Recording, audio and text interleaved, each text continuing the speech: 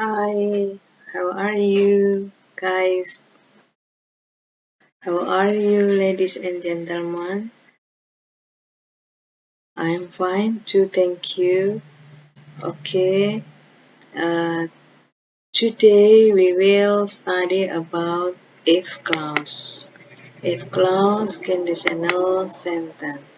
But before we continue our lesson, I would like to introduce my name.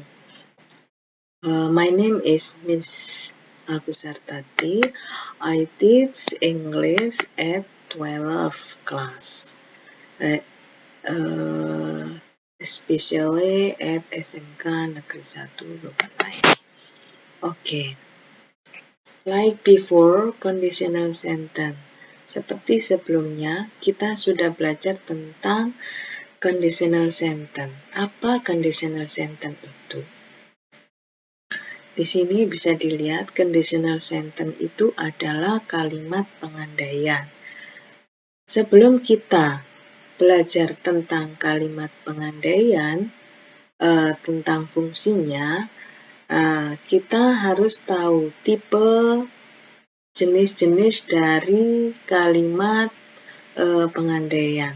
Ada tipe 0, tipe 1, tipe 2, dan tipe 3. Conditional sentence ini sudah dipelajari lebih dahulu. Today, now we will study about the function of conditional sentence. Fungsi dari conditional sentence. There are 5 functions of conditional sentence. Number 1, reminder, as reminder, and then second, as suggestion, and then 3, imperative, and then 4, general truth, and then the last, dream. I will explain one by one. The first, I will explain about reminder. Reminder adalah suatu pengingat, sebuah peringatan.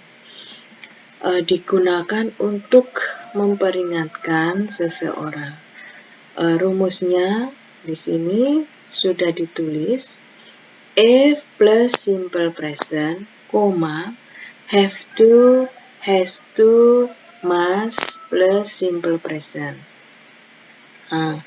Di sini fungsi the functional of conditional sentence, sebelum kita lanjut, ada di dalam buku kalian halaman 13 sampai 19.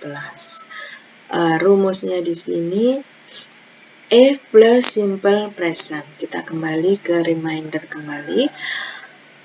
Pakai have to atau has to atau must plus simple present. Contoh kalimatnya.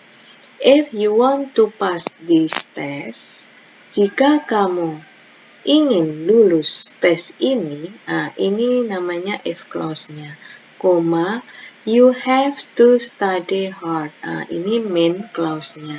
Di sini harus pakai have to, karena sebagai reminder fungsinya.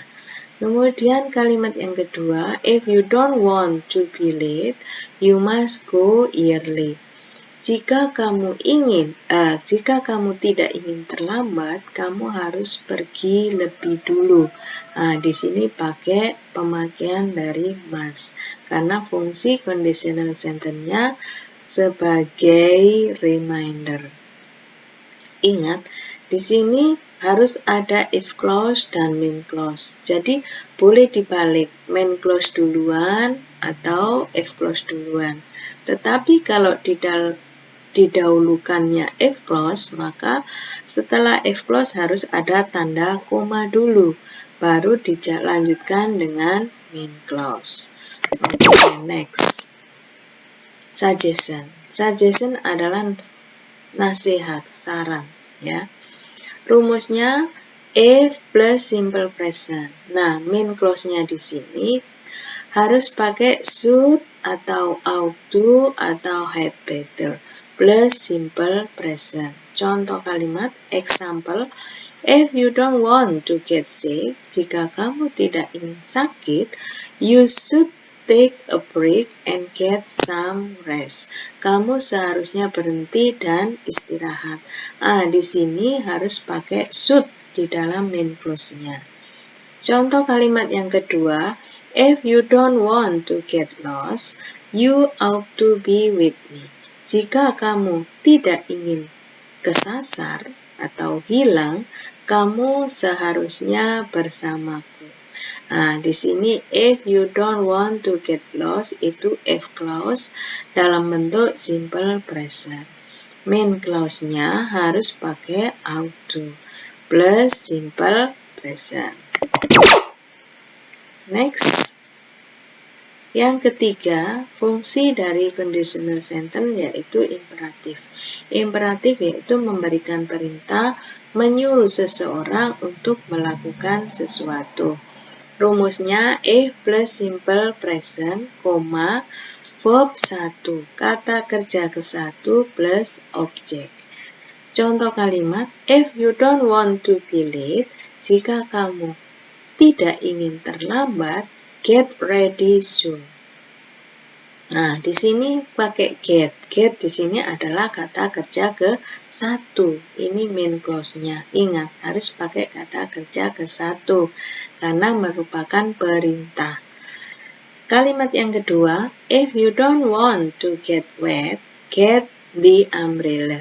Jika kamu tidak ingin kebasahan, get the umbrella. Ambillah payung itu. Ingat di sini pakai kata kerja ke-1 karena memerintah. Berikutnya general truth, yaitu fungsinya menyatakan kebenaran umum tanpa habit, fakta fakta. Rumus if plus simple present, simple present atau simple future. Example, if you are 17 years old, jika kamu umurnya 17 tahun, you are allowed to have an ID card. Kamu diperbolehkan mempunyai kartu identitas atau KTP. Ini dalam bentuk simple present. Contoh kalimat kedua, if you don't water flowers, jika kamu tidak menyiram bunga, mereka they die or they will die. Mereka mati atau mereka akan mati. Jadi salah satu boleh pakai simple present, boleh pakai simple future. Yang kelima, dream.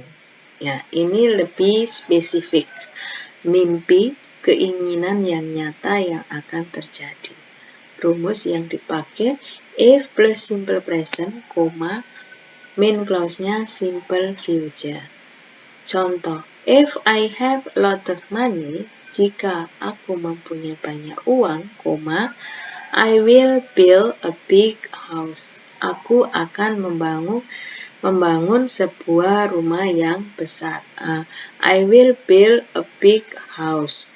Ini adalah menunjukkan future karena ada kata will. Contoh kalimat kedua, if you come to Bali, I will meet you there. Jika kamu datang ke Bali, aku akan menemuimu di sana. Okay, thank you. Terima kasih. Thank you for your attention. Good luck. I hope this presentation will be used for your knowledge, for growing your knowledge, for developing your knowledge. Okay, bye-bye.